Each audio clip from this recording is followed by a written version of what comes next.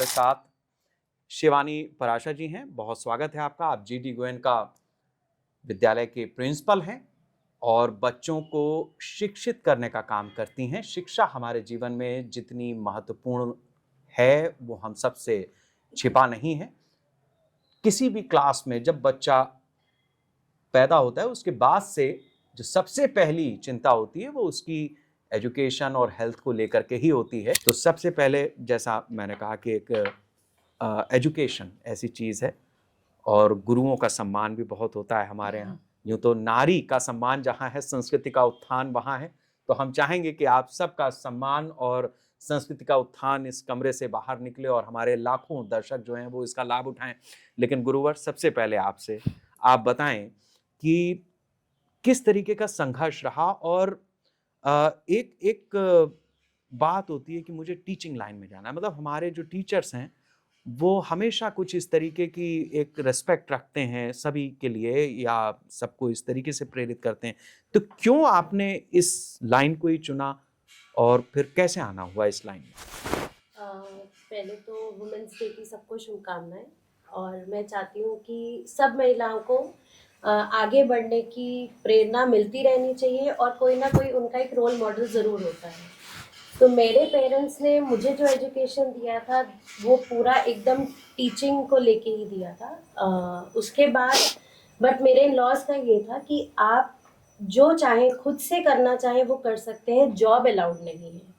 तो उन्होंने मुझे इतना बूस्ट किया इस चीज़ के लिए कि किसी भी फील्ड में, किसी भी उसमें अपना एक खुद का नाम बनाओ, वो ज़्यादा ज़रूरी है बजाय कि आप किसी के साथ, किसी के अंडर रह के काम करें। तो शिक्षा की प्रेरणा मुझे उस चीज़ से मिली कि बच्चों में आजकल पेरेंट्स और बच्चों में बहुत एक गैप आता चला जा रहा है। पेरेंट्स को सिर्फ ये है, बच्चों को सिर्फ ये है कि पेरेंट्स हमारी सिर्फ ज़रूरतें पूरी करें। उनके मन में पेरेंट्स के लिए भावना नहीं है। तो आज हम उस एजुकेशन फील्ड में होते हुए मेरा बेसिकली ये रहता है कि बच्चों में पेरेंट्स के प्रति प्यार आए, ना कि वो सिर्फ एक गैजेट्स के लिए अपने पेरेंट्स को लव करें। और शिक्षा का बच्चों के उसमें बहुत इंपॉर्टेंट रोल है। बच्चों की शिक्षा ऐसी होनी चाहिए कि वो खेल खेल में सब सीख जाए।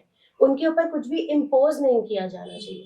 जहां बच्चे के ऊपर कुछ इम्पोज करेंगे वहां उसकी अपनी इच्छाएं, अपना उसका टैलेंट, अपना उसका कैलिबर वो कहीं ना कहीं दब के रह जाएगा।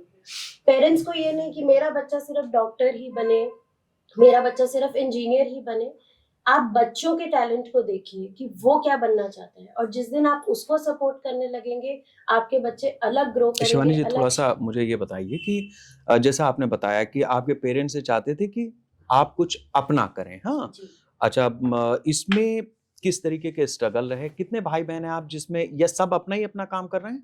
नहीं, हम 2 सिस्टर्स हैं। हाँ, हाँ। और मेरी सिस्टर जॉब करती है। ओके। वो भी शिक्षा केंद्र में ही है, डीएवी में बहुत सीनियर टीचर है वो। हुँ, हुँ, हुँ।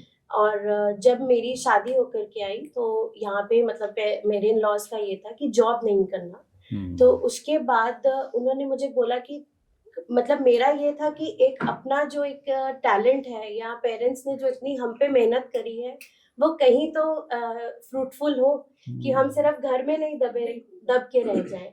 और मेरी मदर इन लॉ, मेरे फादर इन लॉ ने मुझे इतना सपोर्ट किया। आज मेरी मदर इन लॉ घर देख पा रही हैं तो शायद मैं ये सोशल एजुकेशन वाला काम और अपना एक बुटीक संभाल पा रही हूँ। तो I started with my boutique. Earlier मैंने बुटीक से शुरुआत की थी एंड धीरे धीरे धीरे धीरे करके फिर मुझे लगा कि नहीं, मेरी एजुकेशन जो है वो एक एजुकेशनिस्ट होने के लायक है।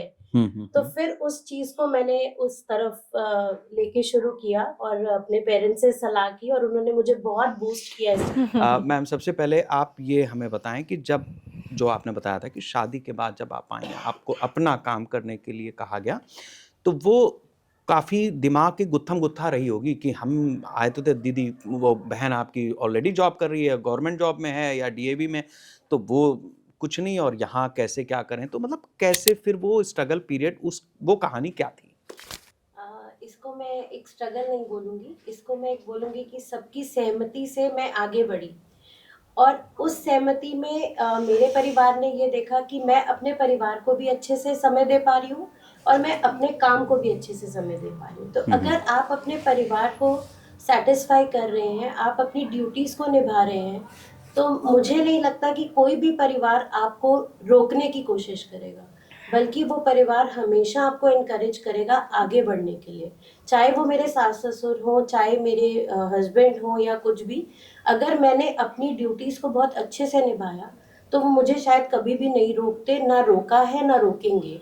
और बहुत मुझे गर्व होता है, मेरे फादर इन लॉ मतलब मेरे ससुर जी जो कि मेरे पापा हैं, वो मुझे iron lady of the house बोलते हैं कि मतलब वो हमेशा मुझे ये कहते हैं, उनको मैं 10 मिनट नहीं दिखती तो वो परेशान होने लगते हैं। तो मुझे बहुत फ़क्र महसूस होता है कि मतलब एक ससुर जी में मैंने अपने पापा को पाया है और उन्होंने अपने बहू में एक बेटी को पाया।